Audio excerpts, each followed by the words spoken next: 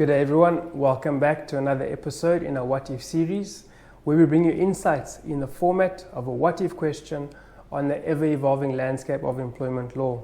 My name is Ross Simon from Maserumule Corporate Employment Law, and in today's episode we will be unpacking what if an employee was dismissed for spreading a false rumor but no first-hand witnesses testified against them. Today, we're diving into an important employment law case of CTP Gruvier, a division of CTP Limited, versus Statutory Council for Printing, Newspaper and Packaging Industry and others, that sheds light on this issue. This case explores the consequences of hearsay evidence in workplace misconduct disputes. Stay tuned as we break down the facts, the CCMA's ruling, the Labour Court's ruling, the Labour Appeal Court's decision, and key takeaways. Let's start with the facts. CTP Gruvier operates as a printing company. The employee, an operator, attended a Section 189 capital A facilitation meeting where he alleged that the employer had engaged the services of 9 casual workers. A heated discussion later ensued regarding these allegations between the employee and the divisional managing director. The employee lodged an internal grievance against the divisional managing director, alleging that he had used abusive language towards him. The production manager later came to learn from numerous employees that the employee was alleging that the divisional managing director had used the K word during their confrontation. He was first alerted to this allegation by another shop steward, who indicated that he had heard directly from the employee that the divisional managing director had used the slur during their confrontation. The employee was dismissed after a disciplinary hearing on charges that he made false, malicious and damning allegations against the divisional managing director. Aggrieved, the employee referred an unfair dismissal dispute to the bargaining council. In the arbitration award, the arbitrator refused to admit the hearsay evidence led by the employer, and as no other evidence was presented to sustain its case that the employee had committed the misconduct alleged, it was determined that the employer failed to establish any wrongful conduct on the part of the employee, and the dismissal was found to be unfair. The employer took the matter on review to the Labour Court. However, the Labour Court found that the arbitration award did not contain any reviewable irregularities or defects and dismissed the review application. On appeal, the only challenge related to the admission of hearsay evidence.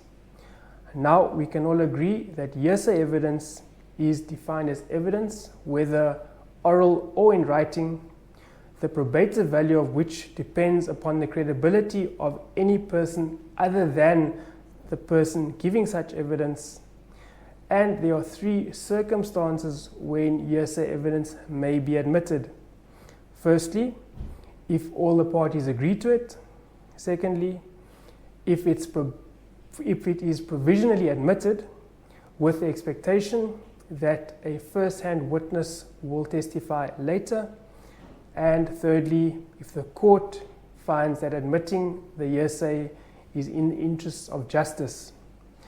The Labour Appeal Court held that what is relevant in this case is that only one staff member, the other shop steward, had heard the alleged claim of the use of the K word directly from the accused employee himself, and this staff member was not called to testify during the arbitration proceedings.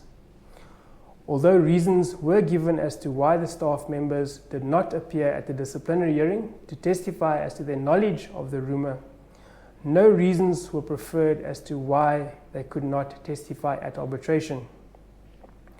The employer further failed to give reasons why the staff were not subpoenaed to present their evidence in a case where they were unwilling to appear voluntarily before the proceedings.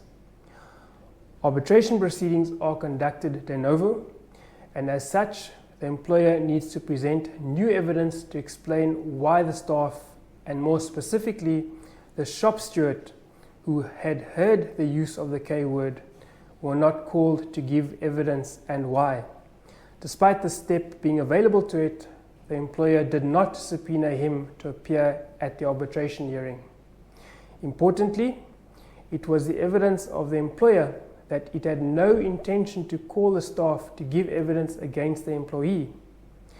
The appeal court further held that the lack of first-hand evidence, coupled with an acceptable, or rather the lack of an acceptable explanation for failing to call its staff to testify at arbitration, was, in the Commissioner's view, fatal to the employer's case for the admission of hearsay evidence. The appeal court upheld the CCMA's ruling, highlighting that the court does not believe that there are sufficient grounds to set aside a, on the whole, reasonable arbitration award in a case where the employer's case was solely based on a workplace rumour. Accordingly, the appeal was dismissed. Colleagues, so what is the big lesson here? If you are an employer, always ensure your case is built on credible evidence before taking drastic action. And if you are an employee, know that hearsay evidence alone can't justify a dismissal. That brings us to an end of this week's episode. Thank you for joining us. We hope you have found the discussion informative. If you have any questions or comments, we'd love to hear from you. You can find us on social media, or you can email me on ross@massconsulting.co.za. Until next time, bye-bye.